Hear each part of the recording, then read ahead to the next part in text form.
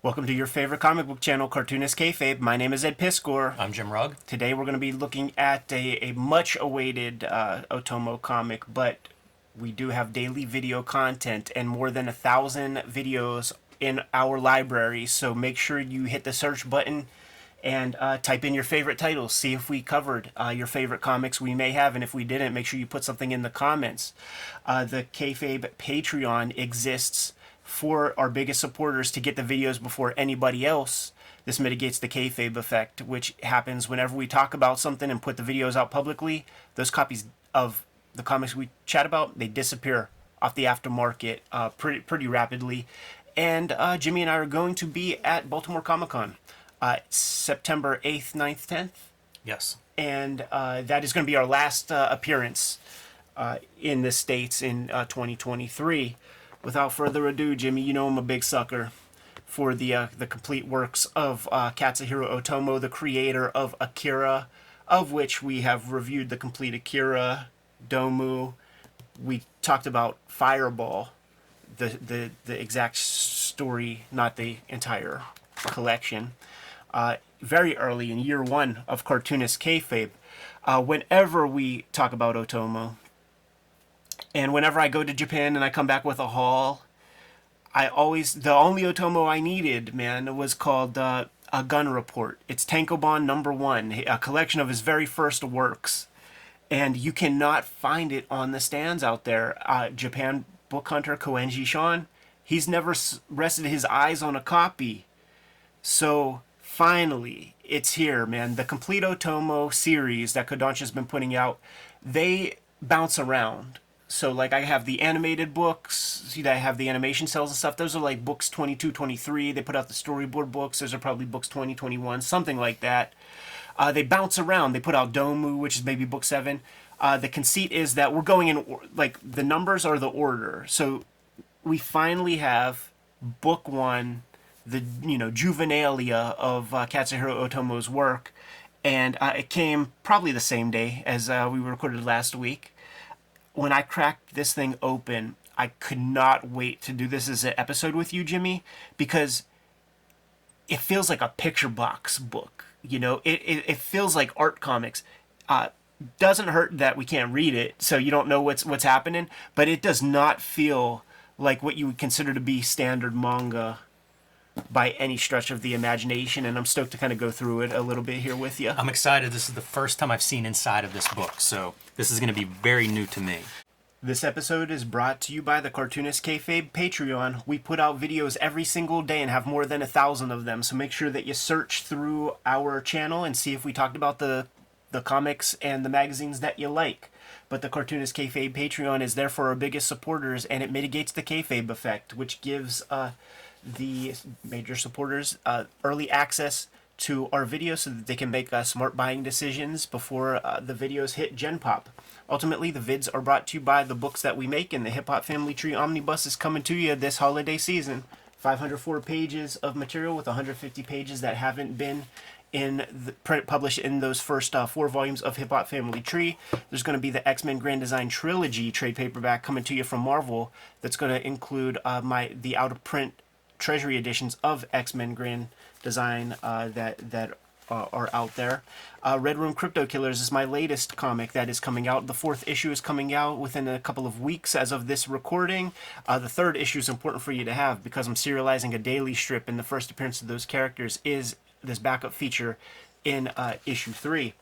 Jimmy has Street Angel Deadliest Girl Alive out in the wild right now. It's received a reprint, but that doesn't mean that there's infinite copies, so make sure you get your hands on that ASAP. Another book that is out of print, but Jimmy promises to put it back in print, is True Crime Funnies. 3 stories in this sucker, man, ranging from color to black and white. Plain Janes is a comic that he drew that is considered to be the first young adult graphic novel. Hulk Grand Design is out there right now. It is sold out at the distribution level, which means if your store doesn't have it, they might not be able to get it. So you might have to go to Amazon if you want a copy. And why would you not want a copy of this thing? And forthcoming is Street Angel Princess of Poverty, which is the companion piece to Street Angel Deadliest Girl alive. It should be out in time for the holidays. Like, let's cover up that May 2023. Not Jim's fault, Image's fault. Now that we are done paying the bills, let's get back to the video. Presumably, they just start with page 1, but there are various strips that feel like less refined than others. So I bet if we were able to read in Japanese, we would be able to tell like when certain things happen. But off the bat, like there's formal experimentation here that you just don't see in your average comic. And this is almost built, it feels almost like a shoujo kind of comic. Yeah, very interesting. Not at all what I would have expected from early in his career. But it also makes sense that it would be different because what he ends up doing, a lot of people imitate after him. Yes. But kind of changes the way... It opens up some new avenues for manga, so it makes sense that he's going to be doing things that are different. It's the mark making that is so wild. Like these very odd choices. Even like the clouds, you know, like the cross-hatching clouds versus a different approach to your shading on these clouds. Yeah. Yeah, there's like a less refinement, a lot of rapidograph usage. The proportions are far out. It's gotta imagine no assistant either, so right. You know that cuts in a little bit. And who knows, maybe he's assisting somebody at this time or doing something else part-time. It goes as early as I believe 1970. Oh wow, yeah, that's earlier than I realized. Yeah, it's amazing to see him doing so much rendering with the pen. Totally. Makes me think about an Akira or something where like it just isn't rendered this way. You know, it's not, the attention to shadow is totally different. There is a time when the Zipatone screens like come into the mixture, and I do think it is later in the 70s. Is he drawing these lines? It looks like that. They're very uneven. And yeah, the edges are uneven, like it's not cut. Yeah, and you could see a little dab of like ink dots. So I think he is. I think he's inking that stuff. Bizarre. Yeah, these are just very odd. Very raw. Interesting how this is like essentially a wordless comic. Yeah, so you could read it. At least in theory. Wow, that's strange. Is this like the little matchstick girl or something? Yeah, we looked at that collection of like fables and stuff, adaptations of, so might have been thinking that way back here too. In various episodes of Man Ben, Naoki Urasawa says when Otomo came out, everything changed. And from the looks of this, like, I don't think this is the works that he's talking about. It's probably a couple tankobons in, man. You know, that's true, but I also haven't seen manga that looks like this, especially when he's doing just the parallel lines. Yeah. There were a couple, you know, there's a couple of these sequences. That's pretty unusual looking. Is this the gun report? Because that's the thing. It's not a... It's the title is one of those titles where it's the onomatopoeia that is like written out. So the onomatopoeia is like the sound of a gun firing. Yes. And so it's not a book report about guns, but it is the sound of a gun report. And he's doing this kind of rendering a lot. Yeah.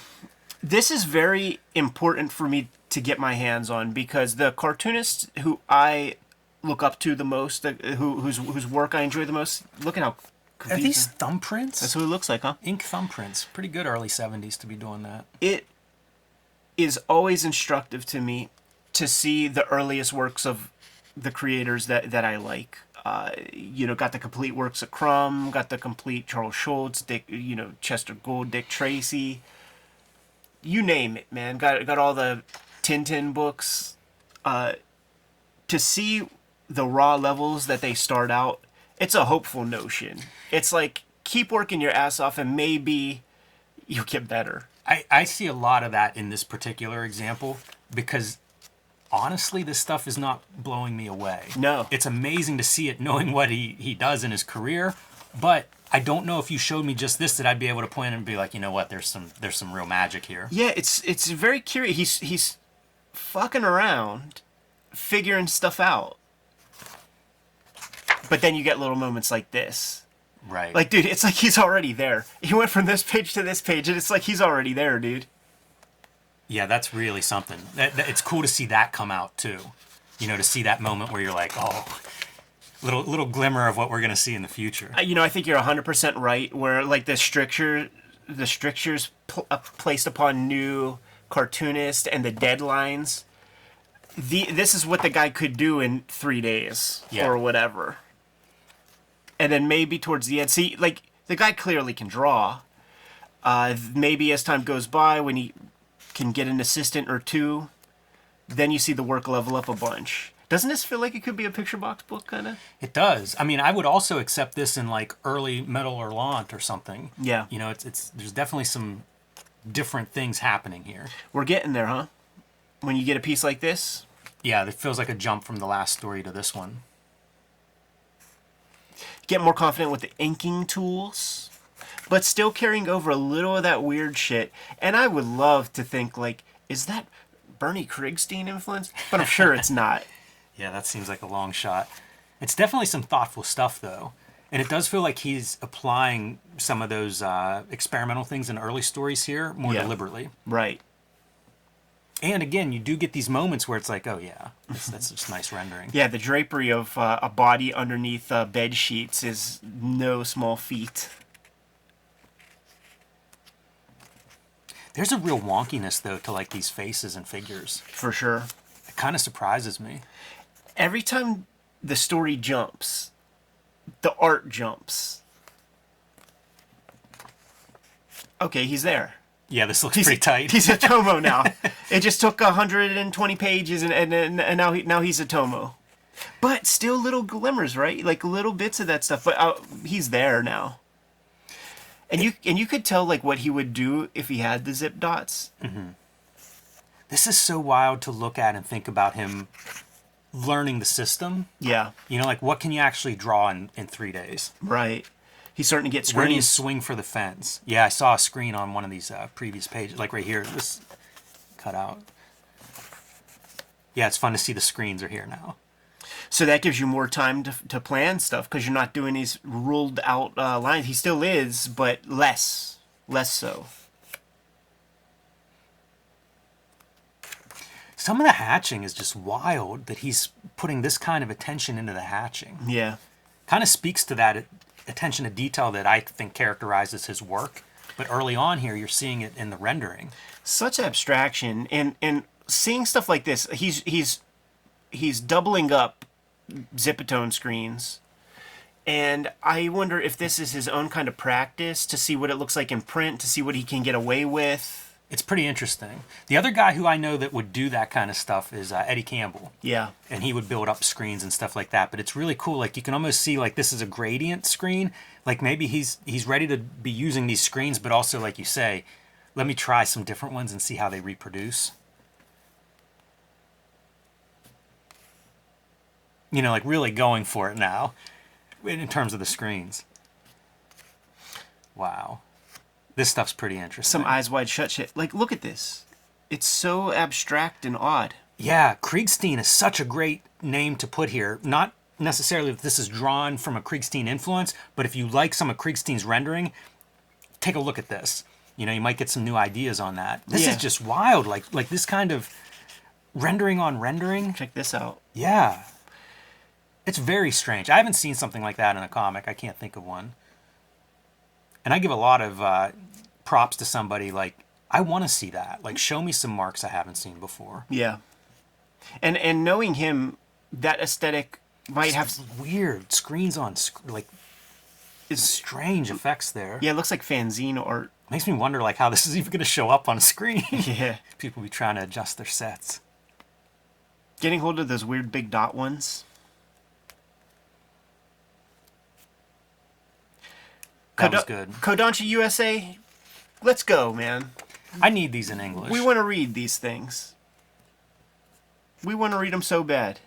This looks like a little different approach, too, to line and to, like, character design. Totally. I guess you can't call it a spaghetti western because he's not Italian. A ramen western. No solid blacks. Right. Very thin line, like maybe even... No, there's some life to the line. I was gonna say maybe a tech pen, but you see life. Yeah, it makes me wonder like what's happening. Is he maybe drawing bigger here that the line seems so fine? Yeah, I would bet just a smaller, a different kind of pen.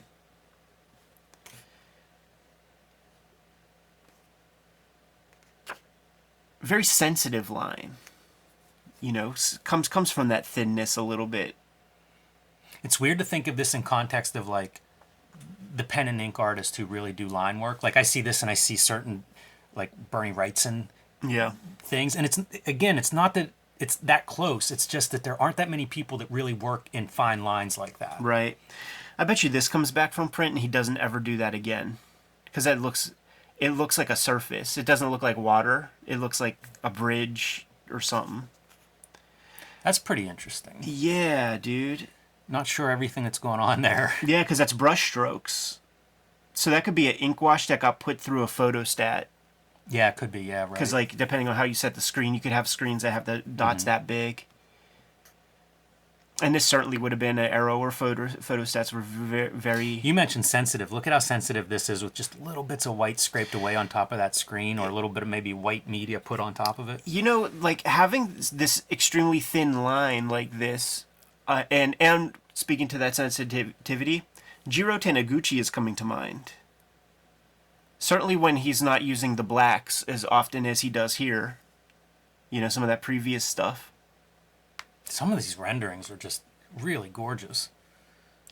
When I went out there 2 times ago, and we went to this art show with Jeff Darrow and Brian Moss, and you could really look closely at the screens. You could see that they would double up screens. Like, the assistants would double up Zipatones.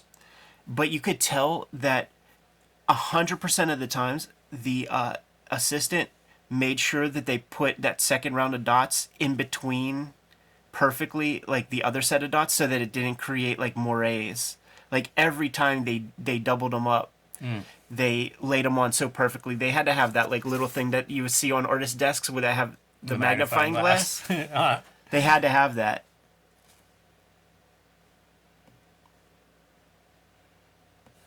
These pieces, with the heavy rendering and, like, probably strong photographic reference stuff, the way the hatching is done, it looks a lot like the early 1960s pre-Zap Comics sketchbooks that Robert Crumb did. Specifically, the 2 published features that were in Help magazine, the one where he goes to Harlem and the one where he goes to Bulgaria. Right. Like, that style of artwork feels very close. And what it speaks to is the hatching that is less confident. It's more parallel. You know, it doesn't quite go with the planes of what he's trying to communicate. It's very flat, like one note. This spread is wild. Yeah. It's neat seeing him kind of emerge. You know, it's not quite... I don't know that I would pick this out as a Otomo if you just showed me a couple of these pages. Yeah, this is further experimentation for sure. But at the same time, like, you're really seeing somebody that's mastering stuff quickly. And I think that specifically the exercise he's giving himself with this strip is its photographic montage. There's also a lot of, like, commercial... You can keep going. Commercial illustration techniques on display. And I wonder how much commercial illustration he's doing at the time. Right. If that was a part of, his workload. Yeah. We know he does it at some point. Sure. Plenty. Nice croquis life drawing piece right there. What wild layouts for a manga feature. I wonder if we're getting lots of texts that maybe he didn't write or something. That, you know, if these are spot illustrations to something else. I'll have to ask Sean or one of the fellas. Now we're back to, like, Otomo mode. Straight up. Yeah, this looks like an Otomo character. Yeah. Yeah, we've seen him in Domu. But still fucking around with that ink, man. Trying to figure out, do I want to use brush? Do I big want to time. use... Look at the marks on this drawing. Yeah. Do I want to use pen? You know, like, he solved this kind of thing in Domu. Like you know, you gotta have your practice stages here where it's like, you know what, I'm not looking for that moire. I don't want that. I just wanted a gray.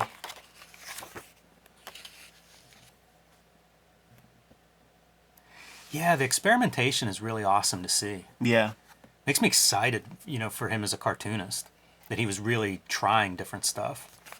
I wonder if we were to find, the first volume of a bunch of successful mangas work, if you would see a similar kind of progression and experimentation. Right. Like this kind of a line. Haven't really seen that in here. Don't really see it later on either. Right. But it's great to see it, like, try it on, see how it works, and just remember it. Maybe you have a use for it somewhere. If I had to guess, these strips are in here out of order with when they were created, because we just see stuff. I mean, that's so Otomo. Like we see stuff that is so easily identifiable, and then we see this more experimental stuff. This makes me Wow. think, dude, with the straight up. Yeah. That's amazing. Look at this for, like, a brush stroke. Almost like a chisel tip marker brush stroke. Yeah. Yeah, like it speaks to the calligraphic nature of like Japanese writing, like you see those marks on signs and stuff. Totally accept that. You see it in the graffiti in Akira. Oh, totally.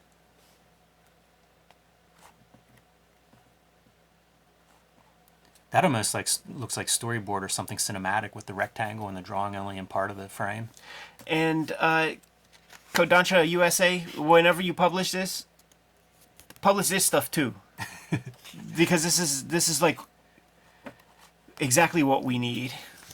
Is that Easy Rider? Oh yeah. So we're referencing some of the American movies that he would have been watching and influencing him at the time. Very cool. Yeah, I would like all of this. All of this in English, please. Yes, please, man. We'll do a different episode on the Memories book, which has almost all of this stuff from Fireball. But this is a series that Japan has been publishing for the past 3 years or so. There might be a little less than 10 volumes out right now. There's at least 4 volumes for the animated stuff. There's a couple other. Yeah, there's maybe like 10 to 15 of these books out as we speak. If you are not in Japan, you go to amazonco.jp and you could order these books. There's going to be a little bit of a premium for the shipping, of course. You have to make a complete brand new account. You can't use your USA or wherever country you live in. You can't use your standard Amazon account. It's a completely new thing. And if you are visiting Japan and you got some extra yen on you, like when I got my animated book, I ordered it through Amazon Japan while I was like in the hotel room. There were 3 options. You could choose to use your card or whatever.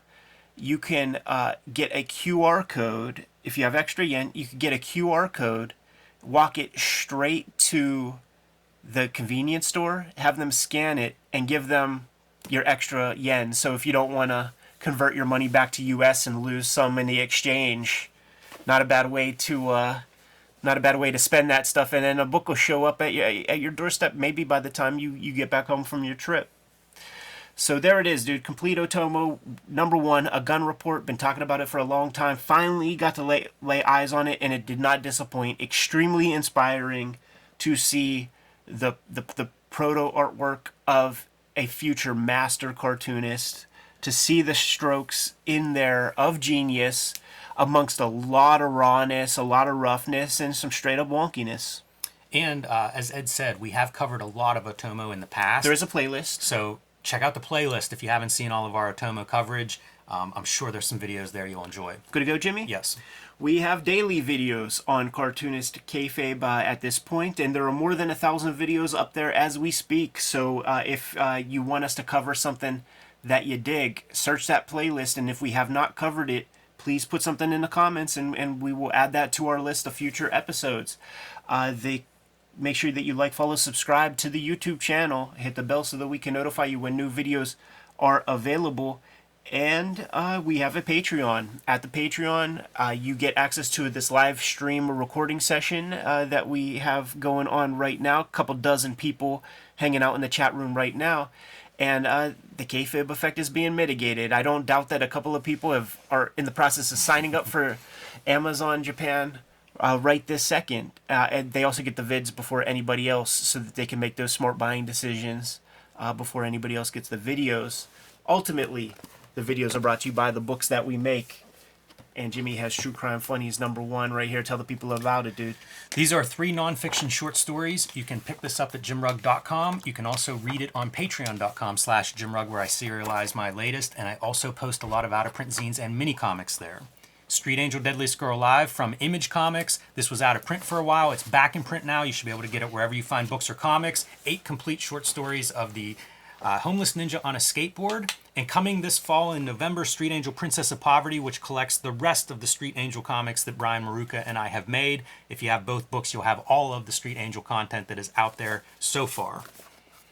Hulk Grand Design, my ode to the green-skinned monster from Marvel. One of my favorite books I've ever made, and you get to see it here as the oversized Treasury edition with that fluorescent green cover. These are out of print, I believe. So pick it up at your local store if you haven't already and you see a copy, pick it up. These may get hard to find, and who knows when they'll be reprinted. And Plain Jane's, one of the first young adult graphic novels that I did with Cecil Castellucci, perfect for that young adult reader in your life. The Hip Hop Family Tree Omnibus is coming to you in time for the holidays. It should be out here in August, but you can clearly see it is a printed book, and it's the best book I've ever made up to this point, until the next one, right, Jimmy? 504 pages of content, and it has 150 pages of material that is not in those first 4 books, so make sure that you get your hands on this sucker. Not the only holiday effort coming out. There's going to be a trilogy of X-Men Grand Design that is coming out. It's a trade paperback that includes all 3 Treasury editions of my X-Men Grand Design work, and some of that stuff is out of print, so you can get it all in one clip. There are 2 trade paperbacks of Red Room out there, and the latest series called Red Room Crypto Killers is almost complete. Issue 4 is going to be coming out within the next couple of weeks, and I want to make sure you guys get your hands on Red Room Crypto Killers issue 3, because the backup feature called Latchkey Kids in here came up with a better title. Switchblade Shorties is my daily strip, and this is a proto version of those characters from my daily strip. So this is considered a hot key as of this recording. Grab the comics, support the channel, keep the lights on, but there are other ways that you can support the channel. Jimmy, let the people know. Subscribe to the Cartoonist Kayfabe newsletter at the links below this video. You can also find Cartoonist Kayfabe t-shirts, merchandise, hats, mugs, stickers, and more at our spread shop, and we'd love to see you wearing those shirts whenever you come up to us at Baltimore Comic-Con next month. And that link is also under this video. All great ways to support the channel. Give them the marching orders, and we'll be on our way. Read more manga.